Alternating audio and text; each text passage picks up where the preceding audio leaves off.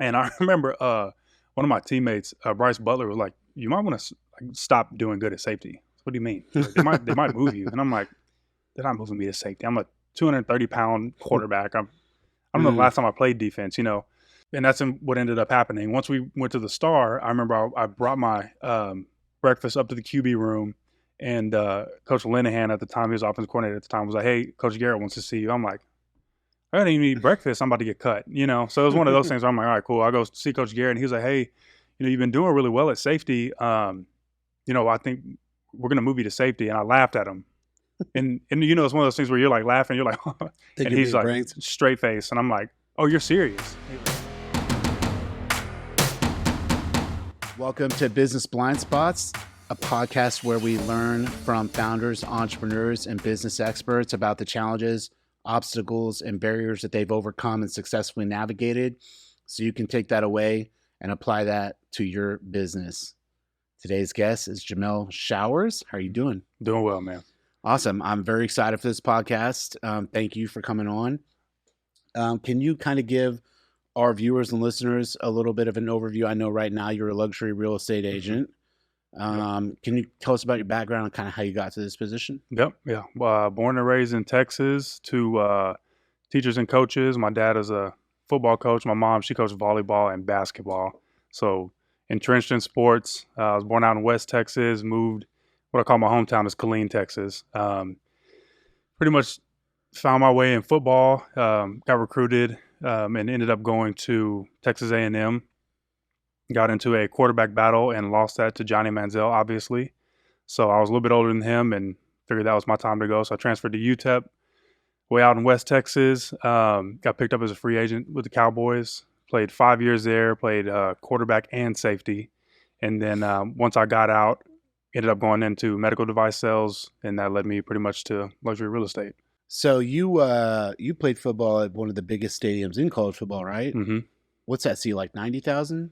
Yeah, 90,000 feels like 200,000. It sounds like 200,000 is what I should say. I can only imagine. Yeah. That's the home of the 12th man, right? Yep. I mean, I always tell people there's two Colts in Texas. One is the Marine Corps and one is the Crimson Colt, otherwise known as A&M Aggies. 100%. Awesome. I've accepted that now. I'm part of the cult. Yeah. I used to try to fight that, but now I'm like, I'm just in it now. Yeah. I mean, if I had gone to A&M, everyone would know about it. I'd probably have an A&M tattoo on my forearm that accidentally flashed people or something. Yeah, exactly. But okay, so there's a lot to unpack there. You just kind of you touched it on it briefly. Let's jump into it. So, if you talk to an A&M fan mm-hmm. or a person that was in school at the time, like you were the next superstar, right? Yes. I mean, pretty much. I was in line. Yeah, you were in line. So, what happened with all that? What happened with Johnny Manziel? Because no one knew who that guy was, right? Until what happened with it? It's kind of it's a loaded question because nobody really knew because he was from a small town out in Kerrville. I ended up watching his highlight tape whenever you just want to see who the competition is coming in, and he was making kids look silly, to be honest with you. So I got recruited by Mike Sherman. I was sitting behind Ryan Tannehill, Gerard Johnson, and then Johnny comes in, and we have this pro-style offense. We end up having a pretty tough season. Mike Sherman's last season. They fire him. In comes Kevin Sumlin. Mm-hmm. So he had been recruiting Johnny to U of H. He was at U of H before. Once he came in, it pretty much was Johnny's. Actually, really, both of our skill sets fit that offense really, really well. We go into that battle, and it's pretty much neck and neck. And then I felt like through scrimmages, I kind of started to take the upper hand. Now, I want to preface this by saying that Johnny Manziel was not being Johnny Manziel while in, our fall camp. So I don't know. It came as a surprise to me. It was a tough thing for me because I pretty much if you'd asked me when I was 12 years old, I was going to go start for 4 years at a college, which that didn't happen.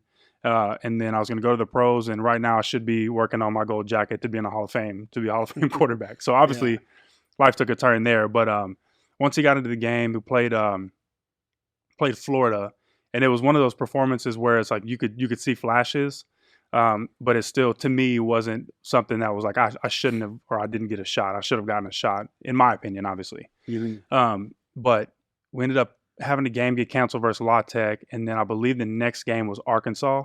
And he ended up throwing for like 5 touchdowns, like 520 something yards. And I was like, well, I mean, if you're realistic, I was like, that was a great game. So, the next week comes out, does the same thing. And then he just ends up, like we see on the documentaries and all, highlight tapes is pretty much just a highlight tape every single game. And the writing was on the wall. I was like very aware of the situation, and that was tough for me that I needed to go ahead and transfer. So what is that like? What's that thought process like for you whenever you kind of have to pivot very quickly? How did you decide on where to transfer? And did you have to battle for the starting spot there also? Yeah. So that was it was tough for me. So whenever they made the decision, it was the Friday before the first week of the season. So when we would have been preparing for Florida. It pretty much everybody comes down, you take a knee, and everybody's like, hey, we decided our starting quarterback is going to be Johnny Manziel. And I was pissed at the time because it's in a documentary, so I'm not outing anything, but he had gotten into some trouble. I was leading in 7-on-7, like the summer workouts, going every workout, not missing anything. I was the leader of the team, did really well in some of the scrimmages. Actually, really all of the scrimmages I did really well. So like the team was pretty split. Now, keep in mind, I didn't know what Johnny was capable of, obviously, during the season. So I went up and talked to Coach Kingsbury, and he pretty much was like, man, this, it wasn't my decision. It's the head coach's decision. And, you just keep on, pressing forward. He's like, you're a great kid, great quarterback. And I was wearing my emotions on my sleeve. I was honestly, really, really pissed. So that was a big identity check for me. That's kind of whenever my faith started to step in. Looking back on it, that's whenever the Lord really got my attention. Born and raised in sports and football. My dad's a football coach. I mean, that's all I knew. I didn't handle it initially very well. But then there was just, going to like church, kind of getting some counseling, just discipleship, things like that. I basically was like, I need to bet on myself. And that's kind of where I took a turn. Now at the time there wasn't the NIL, the transfer portal, all that.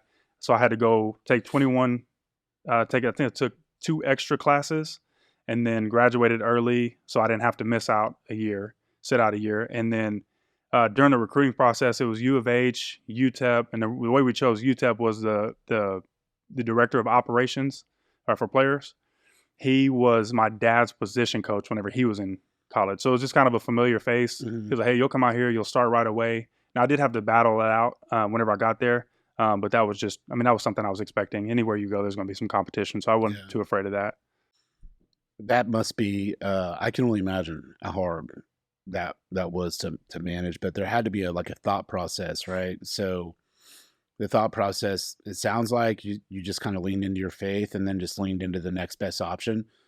Was your dad a big part of that decision-making process for you? Yeah, he was. I mean, he pretty much handled all my recruiting out of high school as well. I mean, being a coach, he put all the highlight tapes and stuff together. So he started making calls with just connections that he had.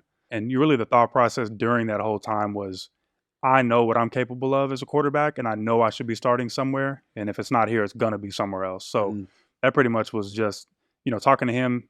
Really the option was Johnny's a year younger than me. Maybe chance it that he enters the draft early, which would give me 1 year to start at A&M, or go bet on myself and start for 2 years and really just take matters into my own hands. And that's what I decided to do. Now, obviously that connection with UTEP was through my dad, and Sean Kugler was a coach at the time, new coach. So he was bringing in a whole new system, a whole new mindset to UTEP. And I don't know, I took one visit and that's pretty much it. Awesome. Yep.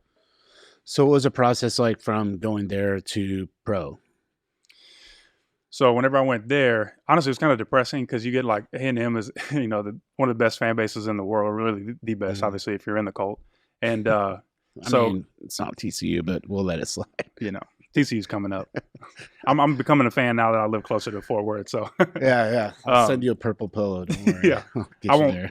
It won't be posted anywhere, but I'll accept it. At least once a year, you got to wear it. Yeah, there you go. I got you. So went to UTEP, and it's like the trees and grass started to die down into dirt. And I guess I was born in West Texas, but it was just like, wow, it's like literally everything is dying as I'm going out here. So it's kind of depressing. Mm, It's not a football school; it's more of a basketball school. But mhm, while we were there, we started to build it up. First year was awful. I ended up spraining my AC joint, missing mm, half the season. Actually, it was the week right before we played A&M, so that was kind of mm, like on my list. We're gonna go play A&M, and then I go back and I'm in my sling, and so that's what it was. But my senior year there is whenever we really started to take off. We went to the first bowl game, and I think it was like 5 or 6 years. Had a winning record for the first time in a long time. mhm, So I mean that was awesome. Sean Kugler was a coach with the Steelers, so he I mean he had a bunch of connections with the NFL, and that's whenever they came out, started getting some attention, and did really well during my pro day. So that's you play, you go to the bowl game, and then once you're done, you pretty much go into senior bowls. So I got invited to the NFLPA bowl game. Ended up winning the starting job there. Did pretty well there, and then did really well at my pro day. But I think the key was there were 32 scouts at the A&M pro day. So I still had good relationships with people at A&M, or good enough that they let me go in and throw to guys, and I think that's kind of what kind of blew it out the water. I think whenever I went in, I was the 48th ranked quarterback, and then by the time that whole process was over, I was the 13th ranked quarterback. That whole process is it's really like a span of 3 or 4 months, but it mhm. feels like a whole year, just like you're nonstop training. So do you think the way that you responded to losing the starting spot to Johnny, and so you kind of turned it around into a positive ultimately, Hmm. do you think that's why you were able to go throw at the A&M? Yes, I think it's that plus how I treated people when I was there. Now, and the way I left too. I mean, it was pretty much like, Coach, I appreciate your time and I appreciate y'all, but I mean, I need to go bet on myself. And then the coaches were all like, they were pretty much, hey, we agree, you need to be starting somewhere, and they Mm, helped me out the whole way.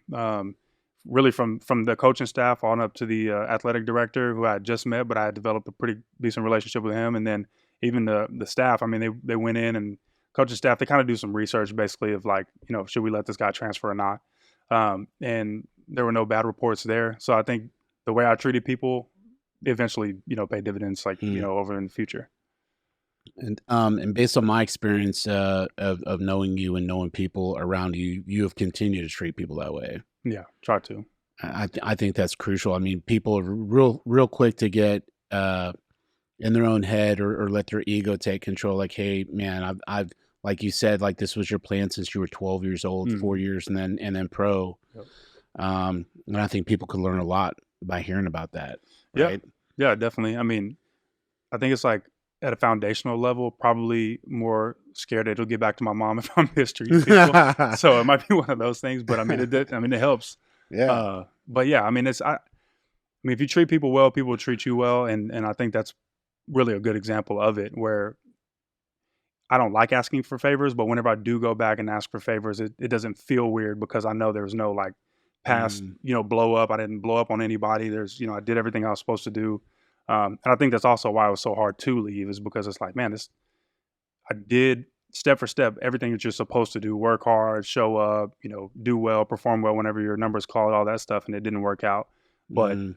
doing all that stuff also paid, 2 years down the road. So Well, you can get, and I bet you have a ton of stories. I know I have a ton of stories about people that get caught in that sense of entitlement. oh yeah. Right, like, hey, I did my time. I did A, B, and C just like I was supposed to do A, B, and C. Where's my prize? Hmm.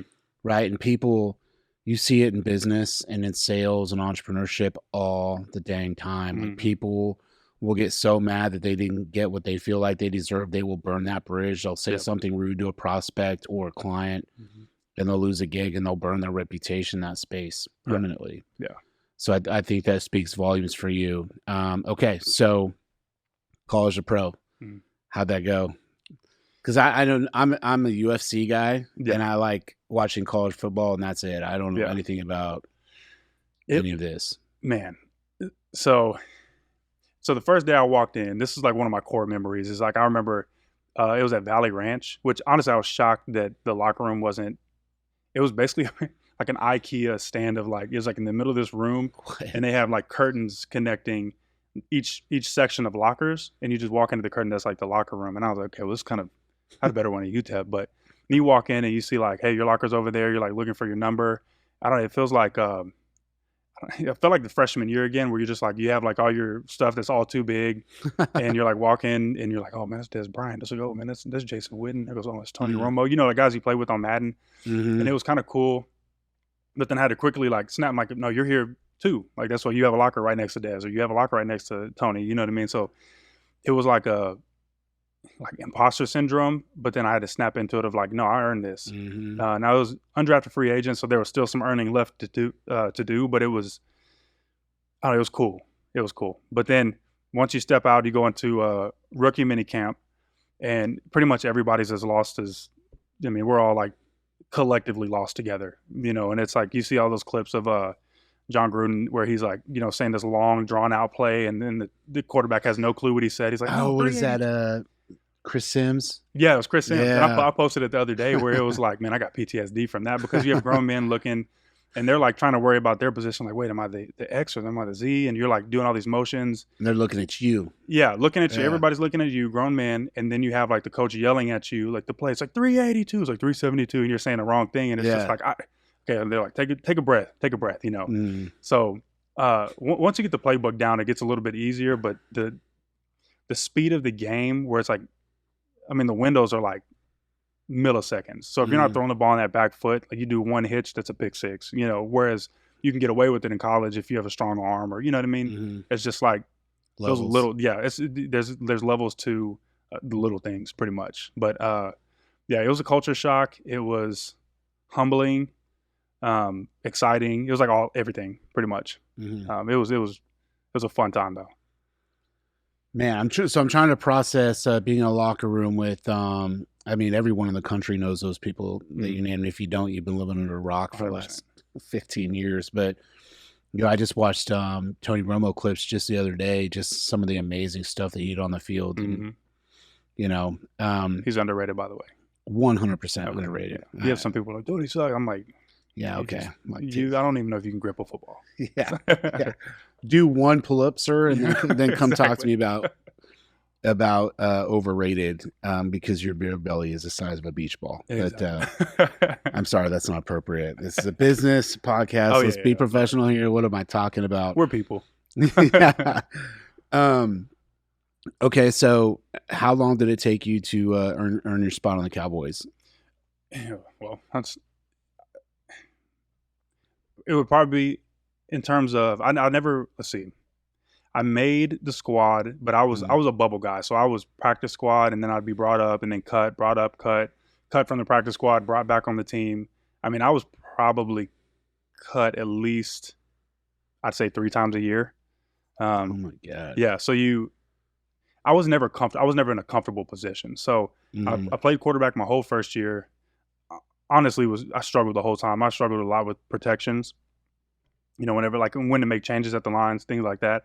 And then my second year is whenever I felt like I had a really good camp as a quarterback.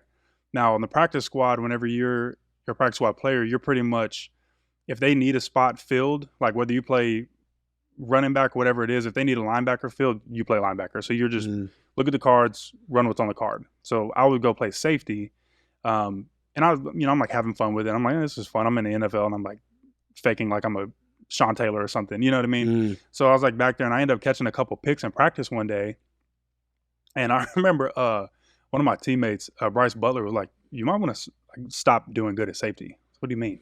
Like, they might move you. And I'm like, they're not moving me to safety. I'm a 230-pound quarterback. I don't know the last time I played defense, you know. And that's what ended up happening. Once we went to the Star, I remember I brought my breakfast up to the QB room, and Coach Linehan at the time, he was offensive coordinator at the time, was like, hey, Coach Garrett wants to see you. I'm like, I didn't even eat breakfast. I'm about to get cut, you know. So it was one of those things where I'm like, all right, cool. I go see Coach Garrett, and he was like, hey, you know, you've been doing really well at safety. You know, I think we're going to move you to safety. And I laughed at him. And you know, it's one of those things where you're like laughing, you're like, and he's like straight face. And I'm like, oh, you're serious? And he was like, yeah. He was like, Coach Linehan already knows you're not quarterback anymore. Just go ahead and go to the defensive meetings from here on out. And I was like, okay, cool. So I go there. Everybody's like, what are you doing here? Like, this special teams is over. And I was going to special teams meetings, and I was like, no, I'm a safety. You know, and everybody's laughing at me, and I'm like, no, I'm a safety for real. Coach Jackson's in the back. He's like, no, he is. Come sit by me, and I'll try to run you through everything. And I'm like, the hell is going on? So did that. Got a blue jersey, took my white jersey off, and went to not special teams, but it was individual drills, and I probably almost got rhabdo in my 7-minute individual drills because quarterbacks shuffle through the bags, just kind of throw the ball to one of the equipment guys. Yeah, but when I was playing safety DBs, you're like backpedaling, sprinting, running across the field, high pointing the ball, things like that. And I'm like, it wasn't even a full 7 minutes, honestly. It was like 5.5 and I was done. For someone who, I know what that is because I did CrossFit for a while, but Yeah. So what is rhabdo? Rhabdo is basically whenever your kidneys almost shut down, essentially, right? So you get like a lot of like lactic acid buildup and from extreme overexertion, yes, and just punishing your body. Exactly. Yeah. So I was like they were like, hey, all right, now we got special teams. You got to go full speed. And I'm going like all the reps in special teams. And I was like, I can't even stand up. So I remember at the end of practice one day, I was like bent over and like in the middle of the field. I'm the free safety and I'm like looking at the ground about to throw up and they snap the ball and I just get up and I'm like running backwards, tag off. And I'm like, I'm done. I went in the locker room and laid down for like an hour and a half until meetings. It was tough. That was a tough transition for me. Well, that's one of the next questions I was going to ask you is what was that transition like? But you kind of covered it, but it sounds like much more physical, obviously. Oh my gosh, yeah. So what was the difference mentally in that transition? Mentally, during the transition, it was just I got to stay in shape and prove enough, like that I'm improving enough to stay on the team. That this wasn't a bad decision. I get cut, next week or whatever. But it was from a cerebral standpoint, quarterback it's a lot harder. Physically, safety is a lot harder, obviously. But for me, the things that stumped me were like the instincts. I didn't develop the instincts that some of the DBs had. The guys that get drafted. So whenever, for example, I'm going to blitz the D gap. So I'm blitzing on the outside of the tight end, but if he goes in motion, I need to go. Now I'm filling the gap in the A gap. So now I'm basically taking the place of a linebacker because everybody shifts over in responsibility. So things like that happened when the ball was snapped. It was so hard for me to see because on the offense, what you're doing. On the defense, you're reacting to what the offense is doing. So you might have a play going into it, but your responsibility changes just based off of one person motioning on the snap of the ball. So it's, and your peers on the field on the D squad have been doing that since they were 12. Yeah, right? Those guys. So they recognize it. Yeah, because typically if you're a DB, you can't catch, so you've probably played DB your whole life. There's never a time that you were. unless you were just a freak athlete, but most DBs, unless you're Deion Sanders, right? Yes, so freak athletes. Yeah, guys that are like generational talents. But those guys just develop a different type of instinct, to reacting to the ball. And that's, teammates kind of played a part in like me even be able to catch on and sticking as long as I did. Got a lot of help. Oh yeah. So you had some teammates who were like, you're on your own. This is the pros, get with it or get lost. But I had a teammate, Kayvon Frazier, and then Brandon Carr. So Brandon Carr, we call him the Iron Horse. I want to say 14 years in the league and never missed a game due to injury, which is unheard of. That's unheard of. I was on a practice squad and I sprained my ankle a couple times. You know what I mean? So it's like I think I sprained my ankle just walking to the studio. Yeah, exactly. But hit that little step. Yeah. But they helped a bunch. They were like, hey, come do this. Come to my DB guy, on the weekends or in the summer and work with us. So that stuff definitely helped because I didn't know what I was doing. Like backpedal. Last time I backpedaled was like 8th grade. Before then, So you how many years were you doing that? Playing safety. So I did 2 years as a quarterback or 2 seasons, and then safety was 3.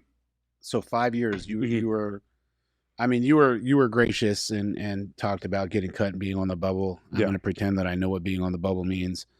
So 5 years all in. Yeah, 5 years all in with the Cowboys, which is, that was a blessing because the whole family's from Texas. So that's amazing. Yeah. That's amazing. Yeah. Okay, so what was that transition like from the Cowboys into what we'll just call civilian life? That was tough. So it was, I had gone to make a tackle versus the Bucs in preseason, strained my hamstring. So I basically had 6 weeks where I was like trying to get back. And then right at the 6-week mark, I had 2 or 3 teams, I can't remember which ones they were interested in bringing me in for a workout. And then I just did one. I was basically to get clearance, I had to do one final just sprint for, I don't know, it was like 25 seconds or something like that on the treadmill. And and I restrained it. So that was kind of the tough part where I was like, man, that's another at least 4 weeks. We're already 6 weeks into the season. So those teams didn't call back, and then that was right on like leading into COVID.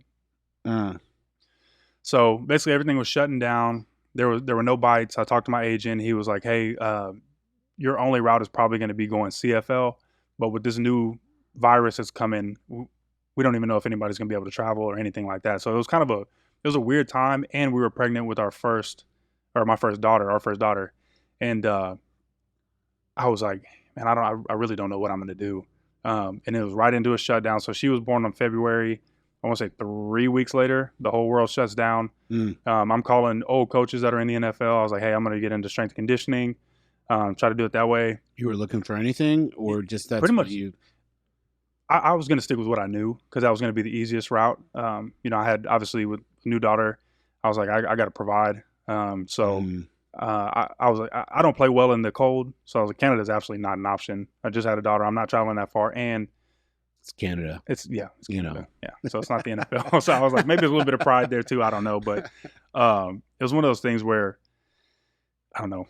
I'll go back to it, just saying like the Lord just shuts a bunch of doors, and you look back and it's like, I'm glad he did all that. But they're like, hey, we don't know what this variant or this virus is going to do. So nobody's hiring, nobody's bringing in people for workouts. You got to, get tested 3 times before you can have workouts. So I pretty much was like, let me just go get my real estate license because that's the only other thing besides football that I think I'd be interested in. Ended up getting my real estate license online. And on the back end of all of that, my roommate from college, actually at A&M, Clay Honeycutt, hits me as like, hey, I do medical device sales. I love it. We have an opening on it's a managerial position. So you'd be a manager. You'd be on my team. So me and you would be working together if you want to do that. And his sister, who we're all really good friends. I mean, they're family. She also worked there. She'd been working there for, I think, 6 years at the time, and was like, this is familiar. I have familiar faces, so let me just go try that. And that's kind of how I got into the medical device world. But I don't want to say it was depressing. I don't want to use that term lightly, but it definitely was a challenge for me because it was the first time my whole identity was stripped away. Didn't know what I was going to do. First time I didn't have a plan. Then I'm stepping into something that I'm not known for and I'm not good at. That was something that I was very curious about. Like, so essentially, like, okay, so I'll just tell you what a civilian would think. Like, oh my God, this guy played for the Cowboys. That's amazing. Like, I've been watching this team every Sunday for as long as I can remember. In their eyes, you would be elite, right? It's a prestigious role, and to go from there to a regular civilian job slinging medical devices. Like that had to be really hard to cope with and deal with. So can you talk about challenges you faced and maybe how you overcame that? Yeah. If you did, I don't want to assume anything. Right? Well, I think I did. I'm working on it at least. So getting into that role, your whole life as an athlete is on the schedule. So you're told, hey, meetings are at 7:30, breakfast starts at 6:30. You need to have eaten, been dressed, and worked out by then. And then after that, it's like scheduled out all the way up until the time you leave. And you know what the schedule is. They give you a schedule. They email you a schedule. So my whole life was scheduled. And I've always like thought of myself as a kind of like go with the flow guy. But getting into the real world, I was like, I'm definitely not. I absolutely need structure. So stepping into that role, now I'm like, they're taking the qualities of what it takes to be a good quarterback or a good football player. And they're like, all right, just apply it to this. And I'm like, so I don't even know what this is. So it's like, I don't know how to track analytics. I don't know how to lead people in the real world. I think honestly, the one thing that came to mind or that I realized at first is it's not a locker room and people are very sensitive in the real world. Because it's like, I remember I made a joke with somebody, he's on the same level as me in terms of like, we're both managers. I was supposed to do something. I guess I did it the wrong way or it was like a different format or something. And I was just like, okay, I didn't know we were sensitive like that, and did it. To me, that was just sarcasm, like a joke. And, come to find out it was like, hey, you can't talk to people like that. It was a joke. So that I was like, okay, so maybe I need to tone it down some, in terms of being sarcastic and making jokes and just, kind of just do my work, I guess. But I didn't know anything about business. Luckily, my boss, he hates when I call him that, but my boss is a absolute machine. He's a CEO of another company now, but he really challenged me to create my own structure, because essentially we kind of ran different territories. So he was like, I want you to build your business or your territory like how you would run your business. And I'm like, I don't know how to run a business. Mm-hmm. So with the help of him and my buddy Clay, I mean, they pretty much were like, hey, I do this, this works for me. So it was really more of, I'd probably say a full year, almost a year and a half, honestly, of just trial and error, what works for me, what doesn't work for me, and kind of just time blocking. I would say for my first 3 months, I was sitting there, they're doing work, and I'm like refreshing my email every 5 minutes. I'm like, what do I do? Yeah, I have no clue what to do. Time blocking is amazing, by the way. Yeah. That's a secret. Yeah. Those are the struggles where it's just like, it sounds so simple to people who are in it and have been in it their whole lives, but it's like the basic, like, how do I do a job in the professional world? Mm-hmm. And it was like not being good at that. And then also having talks of like, hey, we see you're struggling. Like, how can we help you? I'm like, I don't know. So that part is frustrating. Mm-hmm. I remember I was getting pissed, just in conversations, because I'm like, man, I don't even know what I don't know. So that it was like just a slap in the face for me. Is like, I've been like really good at football my whole life, and now I'm doing this thing, and then people are like, what the heck's going on with this dude? We thought it was going to turn out to this, and it didn't. And it's like, so the expectations of people, expectations of myself didn't reach any of those, and that was tough for me. So you said something I think is very wise. You recognize that you didn't know what you didn't know. So what was your process outside of your mentorship and people who helped you to go on about finding success within that space? YouTube University. So I would go just find like business, guys who are really successful in business and just see what works for them. So, I mean, I was trying stuff like the time blocking is the one that stuck, but there was it's like a Japanese technique where you like set an alarm for 25 minutes. So you're efficient for 25 minutes. And then for 5 minutes, you're like taking a break. Cause I don't know if I short attention span or what, I don't know. I'm going to blame it on phones and social media, but it's like, I can do something and I just lose. It's like the attention span just like fizzles off. And I'm like, I can be typing something and thinking of something completely different in my head that has nothing to do with work. So it was like really making sure I'm concentrating on things, but then also too, making sure that what I'm doing actually means something. So I'm working on things that move the dial versus just busy work. Cause I can respond to emails all day, shoot out text messages. Hey, do you need anything? And from the outside looking in, I'm busy and I'm doing stuff, but none of it actually moves a dial. So you're busy for the sake of being busy. Exactly. It's like income producing activity. Like yes, things that you do that's going to put money in your bank account. Yeah, which translates really well to real estate. So 100%. Yeah. So you mentioned 25 minutes of focus. I think I've read a bunch of studies that 20 to 25 minutes is, if people are being honest, that's actually the maximum that people can have intense focus.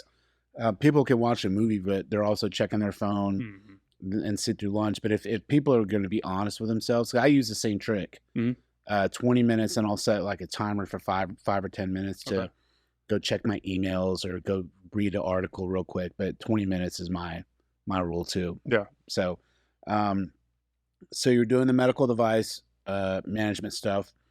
So how did you transition from that into real estate? There were a few things that, for me, the industry wasn't for me. I'll just put it that way to sum it all up. But the reason it wasn't is I'm really big on like family time. My girls are 2 and 3 years old now. So I just, with that job, you're so busy. It's pretty much because there were 3 of us trying to run a whole territory. We were from San Angelo all the way to East Texas down in Tyler. And it's just a really big territory, a lot to manage for our category. We were on the road quite a bit. So it was pretty much, I would say, from September of my last year doing it all the way up until April, it was almost every day we were out of the house by 6:37 before my girls get up. And then I would get home. Some days don't last as long, but during this time, we were pretty much getting home at like 4 or 5 o'clock. So that's like an hour and a half of bath time that I get to see my girls.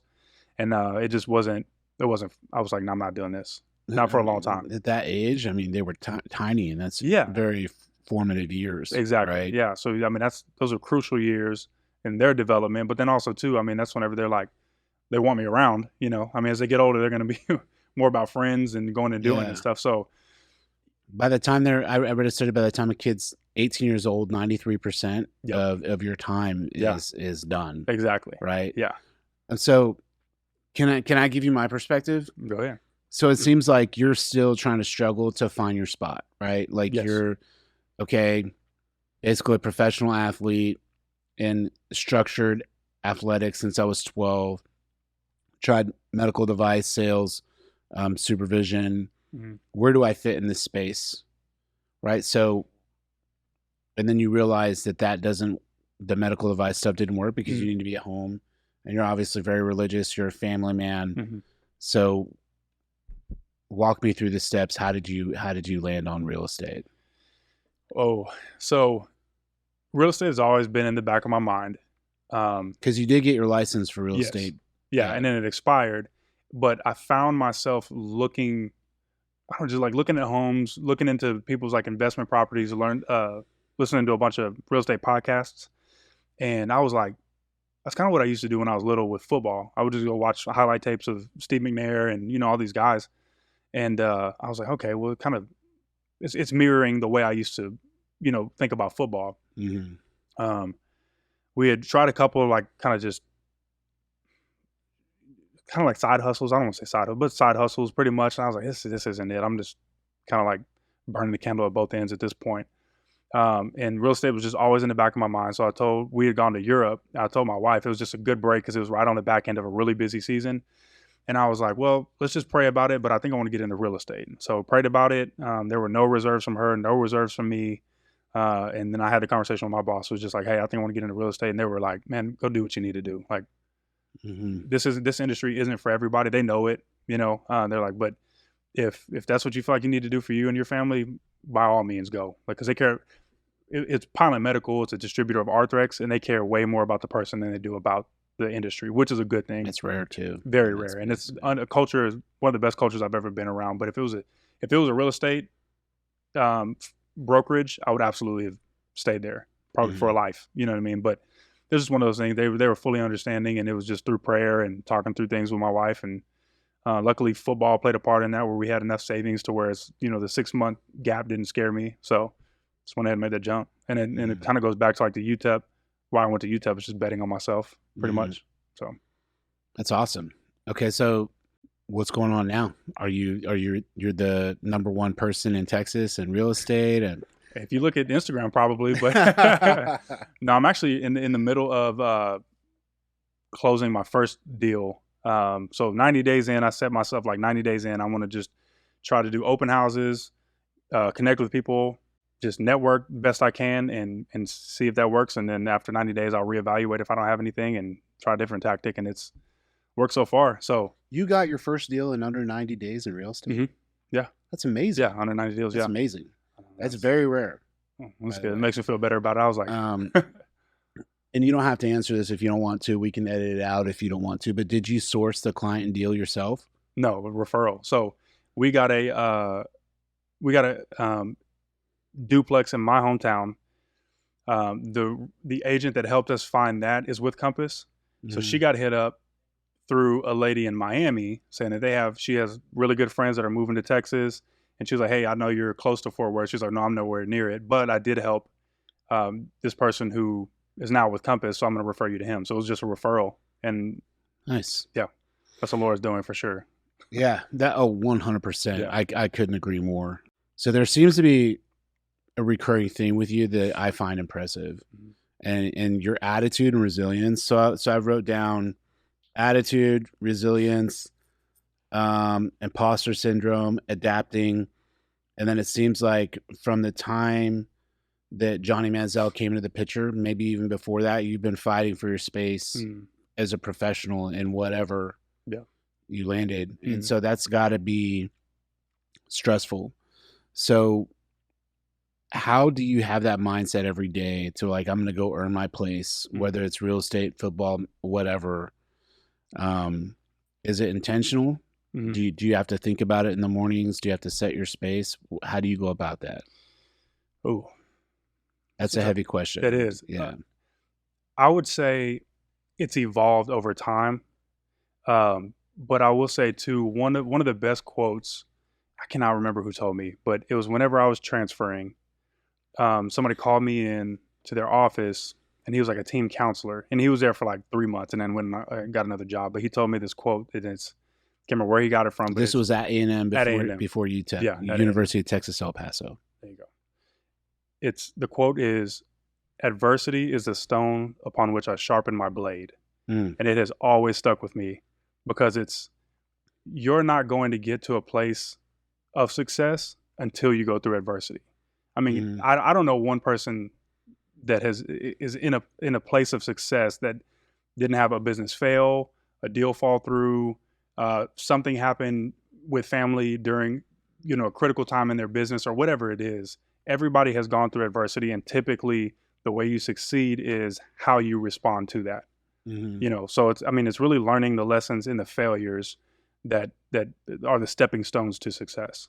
And I mean, that's an everyday thing. I mean, there's adversity every day. I mean, there's going to be traffic. Oh, I'm running late to this thing. Oh, my client canceled. I mean, there's adversity all over. But just looking back at my hometown in Killeen, a lot of the people who stayed there, and whenever I get on Facebook, they have like a victim's mentality, are typically the ones who went through adversity and they use that as an excuse to not press on, essentially. Dude, I could not agree with you more. So I have these Marines that I served with that we were in Ambush Alley together, and everything bad that has happened to them since then is because of that.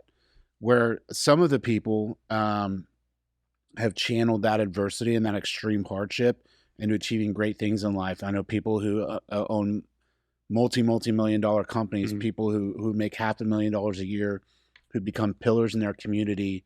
And then I also know people who, haven't made more than $15 an hour since they got out of the Marine Corps. And you have two, interrupt me if I get on my soapbox, but I strongly believe in this. You have two pathways in life, and one is to respond to adversity positively or to let it keep you down. And one of the things that I admire about you is every time that adversity has kind of really pushed you out of the picture, you've found a way back in the picture. And I'm excited to see kind of where you take the real estate thing, and when you apply the professional athletic work ethic and discipline into that space, you're going to do amazing things. And I firmly believe that, right? And a lot of real estate agents, and I do have experience in the space, but a lot of real estate agents think that being a good realtor is posting a funny reel or hosting an open house. But in reality, it's developing mutual trust between you and your clients. And someone, I think, with your background, your ethics, and your morals, I think you're always going to put your clients' money before your money. And I'm just excited to see where you're going to go. No, I appreciate it. It was the meeting with you. We sat down for lunch. It was kind of what gave me direction, because I mean, like during that lunch, I was like, man, I'm like trying to build a brand. I don't really know what that means. And you pretty much, you got to set your own standard, and pretty much hold yourself to it. So, I I appreciate you telling me that too. 'Cause I mean, that's, that was right on the back end of, I mean, if you get on Instagram at all, I mean, it's a bunch of 23-year-olds posting massive luxury homes. And I'm like, I don't think everybody's killing it like that in real estate, especially being in it now. You know what I mean? So it's almost like, what stuck with me during that meeting was the industry is starving for a professional. So that's kind of what I want to bring to it, right? And then obviously we went to Europe, and I love the Italian style, so that kind of fits the brand I'm trying to build anyways. Because I was like, I like those slacks. I'm over the skinny jeans and all that stuff, so I need some structured. I don't wear skinny jeans, man. My legs are too big. I mean, mine too. Just kidding. I'm just my Marine friends and my Texas friends would absolutely roast me if I wore skinny jeans, and I'd probably never recover from it. Mentally. But I love the fact that your brand is professionalism, and I think the fact that you've lived as much life as you have in such a short time frame, and because we can all die by comparison. I have peers who they've already exited 4 companies and they're on a yacht. Yeah. Right. Some unnamed location. But I think if you bring your professionalism into the brand, or if you bring your professionalism into the space of real estate without making it about you, and it's about the client and about their money, it's just, the industry is starving for that. Yeah. And I used to tell people, not that there's anything wrong with being a waiter, but someone can be a waiter on Tuesday, pass an exam, and tell people they're a real estate professional on Wednesday, and they've never bought a house. they've never made a very weighted financial decision. They don't know how to weigh the pros and cons of a heavy financial decision like that, whereas you actually have that experience in life. Yeah. Right. So, okay. Here's a question. All right. So if someone's listening to this and you want them to take away one lesson from the adversity that you've overcome and all of the barriers and mistakes and things that you've had to deal with in life thus far, what would you want that to be? I would say to make sure that your identity is in the right place. Now, obviously, you had made a comment earlier that I was very religious. That's all ongoing and very new for me. But that is the one thing that has gotten me out of being stuck in those places is my identity is not wrapped up in what I do or what I've done. It's in Jesus Christ alone. And that is never, I mean, it doesn't ever waver. So whether I get fired, whether my business falls through, you know, whatever happens in life, I remain the same. So if you start with that as a foundation and build from there, everything else becomes a little bit easier because your identity isn't solely tied to what you've done or what you do, how much you earn, what you provide, whatever it is. So I would say that, but then also too, having the confidence in yourself to just go out and try it. A lot of people are scared to take that leap. And every single time that I have, it's paid off. It's worked in my favor, whether it's the way I drew it up or not, but it's absolutely worked out in my favor. So identity is key, and then just go do it. I absolutely love that. So, you know, I'm very new on my journey in faith also, and I've found myself a couple of really solid spiritual mentors, and I participate in a men's Bible study every Thursday at 6 a.m., rain or shine, travel. You know, I had to do it when I was in LA, 4 a.m. Yeah. Or was it 5 a.m.? I think we're 2 hours behind in LA. 4 a.m. Yeah. It was early, and I was unpleasant, but I did it. And if you would have told me 2 years ago that I'd be going to church on Sunday, reading my Bible every day, and really leaning into that aspect, I would have asked you to take a drug test. Yeah. Right. I think it's crucial, whatever that version of that is for new people. I think they really need to, young people, entrepreneurs, anyone in general, they really need to establish that. 100%. It takes me back to Marines, and like, that's their identity. Like, man, that was 20, 15 years ago. Like, go do something else. Yeah. Right. Go establish something. But yes. Yeah. Yeah, man, I really appreciate you coming on today. I have a complex about my body now. I need to go do some squats and maybe diet for 20 years or something. But I appreciate it. And I hope that people listen to this and find value. Yeah, no, I appreciate it, man. Appreciate you inviting me. Absolutely. This has been the Business Blindspots podcast. We will include all of his socials in the show notes. So if you want to buy or sell real estate, you want to talk to him, get a hold of him, ask him questions, his contact information will be in there. Thanks, man. Yeah, I appreciate you.